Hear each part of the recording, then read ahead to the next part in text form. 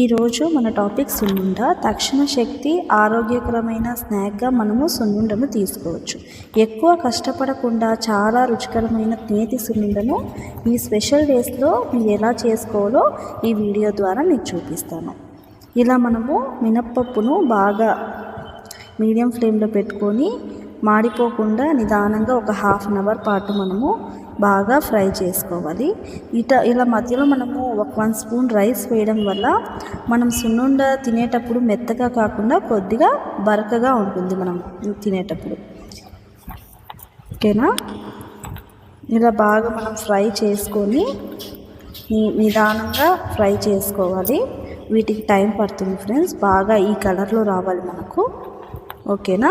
ఇలా మనము 1 full cup of మినపగుండు తీసుకుంటాం కదా, దాంతో 3/4 మనము జాగరీ తీసుకుంటాం, బెల్లం తీసుకుంటాము. ఇలా మనము ముందు రోజే నెయ్యి చేసి పెట్టుకుంటాం ఫ్రెండ్స్. నెయ్యి చేసి ఫ్రెష్గా పెట్టుకుంటే సున్నుండ మనకు మంచి టేస్ట్ వస్తుంది.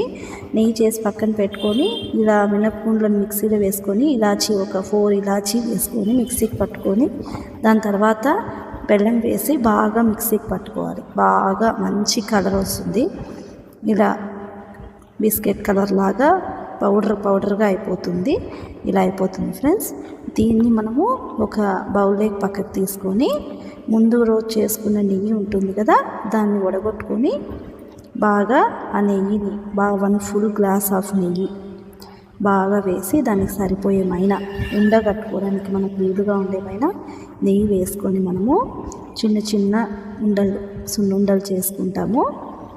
తక్కువ నెయ్యి పడితే మళ్ళీ వేసుకోవచ్చు, సరిపోతుంది ఫ్రెండ్స్. మనకు ఉండగట్టేమైనా నెయ్యి వేసుకోవాలి. ఇలా మనము ఫైనల్గా ఈ షేప్లో మనము. Thank you for watching this video friends.